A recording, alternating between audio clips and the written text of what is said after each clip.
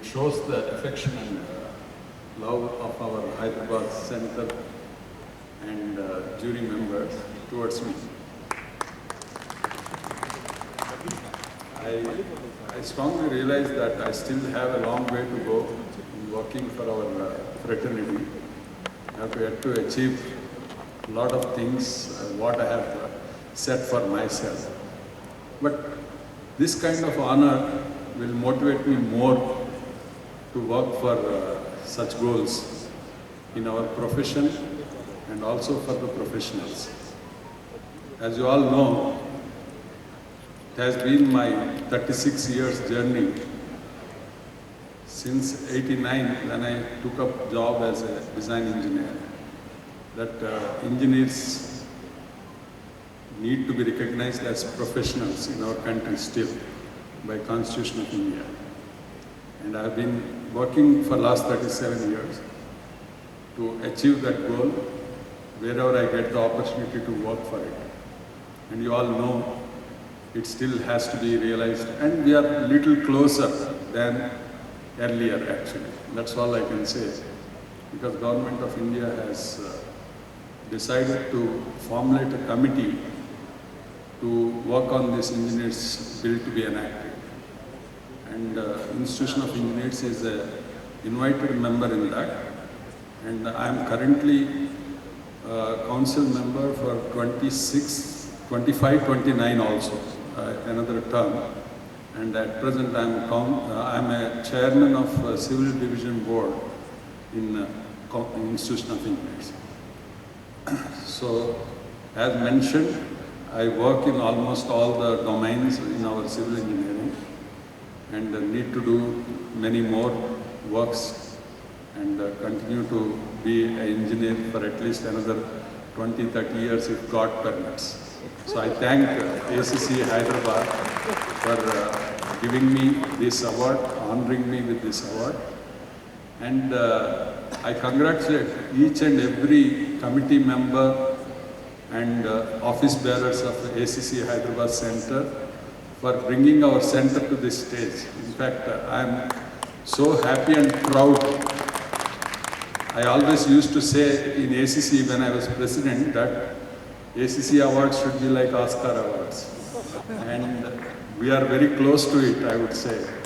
And we should thank UltraTech also for supporting this initiative, because engineers need recognition, engineers need respect as professionals, and this is one such event in Telangana and Hyderabad particularly, where all the striving engineers, performing professionals are honored rightly and aptly through these awards. Thank you very much. Sir, thank you so much, and requesting you to continue with keynote session. Please share your valuable insights.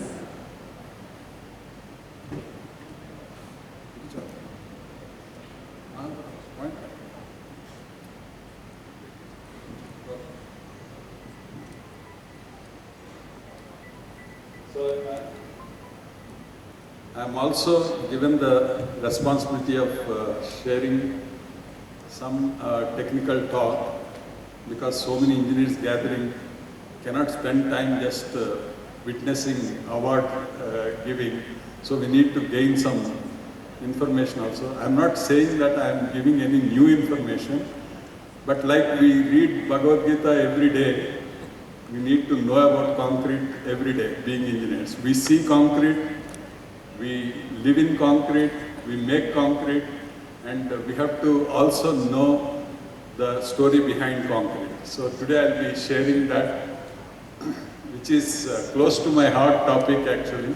It is there in my YouTube channel also. Concrete technology. And quality, of course. Quality is a very essential thing which many times taken for granted. So I always compare this concrete with coffee actually. Because the coffee, why we like coffee is because of its variants. Milk, decoction, sugar, in various combinations when we get, the taste varies. When the taste varies only you like.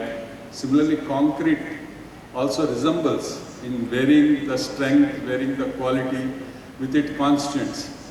When I attended World of Concrete in US 5 years back, 72 cement plants in US of the same brand of ours, when they tested the cement quality of the same grade and same variety, they all have given different results with a variation and standard deviation of about 10 to 15%. Cement itself.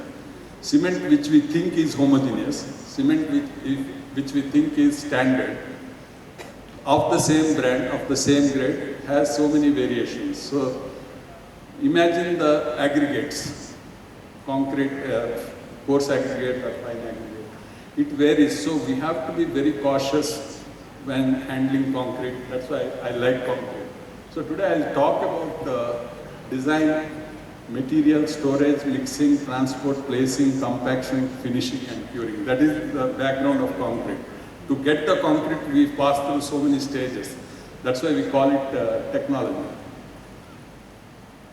And first and foremost thing is design mix, which many times we miss actually.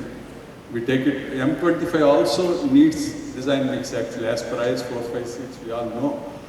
After the 2000 IS 456, it has taken out the nominal mix and it is only the design mix that we have to go by weight actually. So once I went to a site, because we are all professionals, I want to share some of the experiences. I asked for the design mix report. They said it is in the WhatsApp. The engineer on site said the design mix report is in WhatsApp. I said, okay, WhatsApp is fine, but is it signed, scanned copy? He said, no, it's a text file. I said, how can you accept a text report? So these are the things that we take for granted, which we are supposed to insist on in the design. So design mix is the first step before we think of concrete. Even the standard mix, because cement varies, brand varies, cement types we have, I will share about that. That's why we have to go for mix design and we should insist on certified mix design by a professional. And the components of concrete, we all know cement very well, coarse aggregates, fine aggregate. Of course, this is showing river sand. Somebody said the tender or specification doesn't allow river, other than river sand. I mean, this we have to come out. It's not a river sand, it's a fine aggregate. We have to ask for the fine aggregate, and I have seen many articles describing fine aggregate M sand as a much better product than a river sand because it doesn't contain any silts or it is engineered product, a fine aggregate. And then water. Water also we take it for granted that we use water. So many engineers I tell, any water that you can drink, you can use it for concrete. So that's very, very important thing. Potable water only should be used for the concrete. And types of cement, now we know. This also I tell students actually, but I don't mind sharing with you, it's an interesting thing. I was in Delhi airport in the morning at 4 o'clock, not now, sometime back. An old man from a village wearing dhoti and all, he came and asked for a coffee in the coffee shop. He said, which coffee you want? He said, coffee. He didn't give coffee. Then I helped him because language problem was there. Is it hot or cold? Is it white or brown? Black coffee? So like that, we know how many variants have come in the coffee. Similarly, in concrete also, we have so many variants now. I'll be sharing that. And cement also, we have so many variants. So, ordinary Portland cement and the grade of cement, 33. Of course, we are not using 33, but earlier, they used to sell, I'm not referring to any brand. When we asked for 33 grade, they said that they are pouring the 43 grade in 33 bag, like that. So we have to be, we engineers, we have to be very cautious about the grade of concrete. And we have rapid hardening cement, extra rapid hardening cement, and sulfate resistant, which is very important in coastal areas, and Portland slag cement, which we are using nowadays, quick setting cement, super sulfated cement, low heat cement, Portland pozzolana cement, PPC, which we are using now, and air entraining cement for lightweight concrete and weatherproofing concrete, and colored cement, hydrophobic cement, masonry, expansive cement, oil well cement, high alumina cement, very high cement. So these are all the grades. I mean, when we check the grade of the cement, how many of us read the cement bag content written on the cement bag? So we all know that cement has the shelf life. 3 months is the normal shelf life for OPC. So we have to be very careful. That's why we have to test cement before use in any batching plant or before mixing, because to establish the properties of the cement. So this is the Ultimax cement, rapid hardening cement bag, sulfate resisting cement bag, and Portland slag cement, and low heat cement. Low heat cement is very important for mass concretes. We all know heat generated because of the cementation.